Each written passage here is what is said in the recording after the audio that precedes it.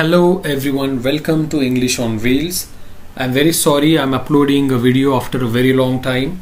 So today I'm going to give my ownership experience of my Bajaj Pulsar AS 200. AS stands for Adventure Sports. At the outset I would like to give you some specifications on this motorcycle.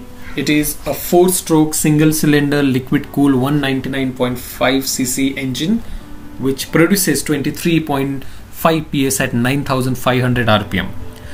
This is a beautiful looking motorcycle, as you all can see here on the screen. Let me tell you guys, it shares most of the things with the NS 200 like the engine, tires, etc. and many other things. I really don't want to go into the technical details of it. What I feel is that I'm here to share my riding and ownership experience with all of you. I have ridden this bike for more than 40,000 kilometers and I feel that I am in the right position to share my experience with all of you.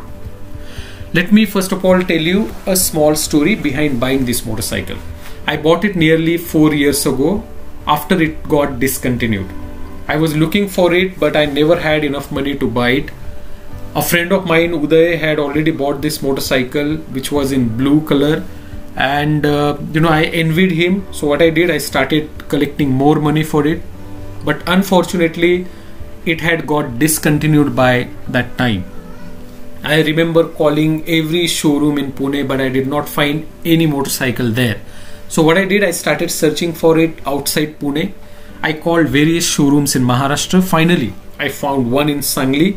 My wife and I took a bus the same night. We reached there next morning.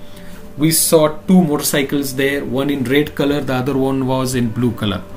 My friend had bought a blue one, so we went with the red one. We did the paperwork, we paid the amount in cash, we took the delivery of the bike, we rode it back to Sangli from Pune, which is around 250 kilometers. Now let me tell you guys a very interesting thing, that on the same day our Prime Minister Honorable Narendra Modi announced demonetization. We had paid the money in cash, so we were not worried when we reached home. Now let me talk about some positive and negative things about this motorcycle. I would like to start with the positive ones. If you are looking for a used motorcycle, this video will be useful for all of you. The number one positive thing is this is a beautiful looking motorcycle. In this color it looks even more fancy. Guys, let me tell you that I have an R15 V3 with me. I'm also going to make another video on it very soon. But the attention, the amount of attention this bike gets on road is priceless. It is a rare motorcycle on roads. With that chunky rear tire, the fog lights and the other small modifications that I have made, it looks even more beautiful. The second positive thing is that it is a fast motorcycle. You can easily cruise on this motorcycle for 100 to 110 kilometers per hour. It is rock solid on roads. I have ridden it at 140 kilometers. That's the top speed that I have achieved on it. The third thing is that the sitting posture is quite comfortable. You sit upright on it. The handlebar is up for the relaxed posture. The fourth positive thing is the service is quite cheap. I never get it serviced, by the way, in Bajaj service centers because my experience is not very good there. So what I do, I get it serviced in a garage in Akudi, Chinchwad, which is near to Pune. The guy there is an expert who has solved many major problems on my motorcycle. The fifth good thing is the touring capability is also very good. You can mount your luggage and you can go anywhere here, anywhere in the world probably. The sixth good thing is that it likes to drive a lot. It is a blast after 5000 rpm and the exhaust sounds pretty well too. The seventh thing is that the windshield protects me while riding it quite fast. I can easily tug down behind it while riding it at triple digit speeds. And the last positive thing in my opinion is the parts are very cheap to buy compared to other motorcycles in this segment. So these are all the positive things I want to talk about. Now let's talk about the negative things. The very first thing I would like to talk about is its shock absorbers, the suspensions. They are too stiff. They are pathetic, especially the rear monoshock. It is the biggest issue on this motorcycle, and these days I am really searching on whether it's possible to get it replaced by soft suspensions in any way.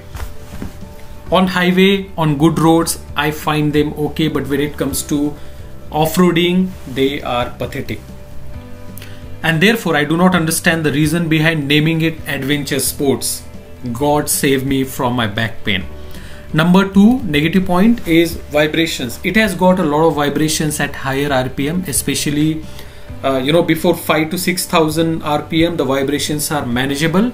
Having said that, sometimes I enjoy the vibrations. It makes me realize that I'm riding a kind of powerful motorcycle in this segment.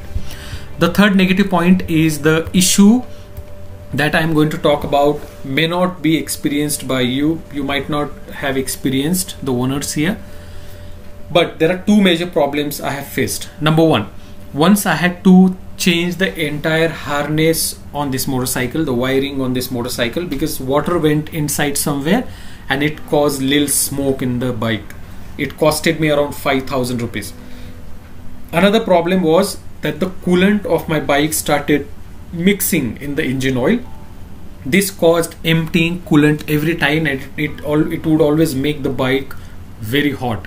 Finally, I took it to the garage in Akudi. The guy there fixed it pretty well, and it costed me around 3,000 rupees. It was that much cheap.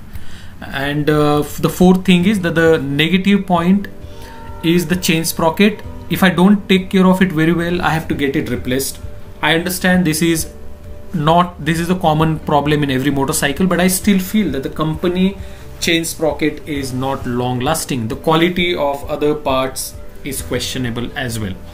The fifth point is that every time there is any issue with the electronics, I really get frustrated. For example, the trip change button has turned out to be very hard, and it has almost died. I require a lot of energy to press it, but still it doesn't work, so I have given up.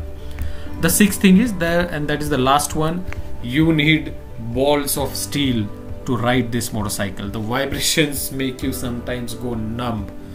So guys, that's it from my side about this beautiful looking motorcycle. Whenever, by the way, I complain about it or think of replacing it with a new one because of these problems, I ignore them completely by just looking at this motorcycle. It is that beautiful looking motorcycle. It is that stunning. So at the end, the answer to your question is, should you buy a used AS200? Well, if you're prepared with such problems, then go with it. I'm sure that it will not disappoint you in different factors, but please make sure that you try to buy it in the best condition. Thank you for watching this video, guys. I hope you have liked it. If I have forgotten any point, please comment down below. If you have any questions, I'll try to answer all those questions in the comment box. And as usual, please do not forget to like and share and subscribe to my channel. So thank you very much.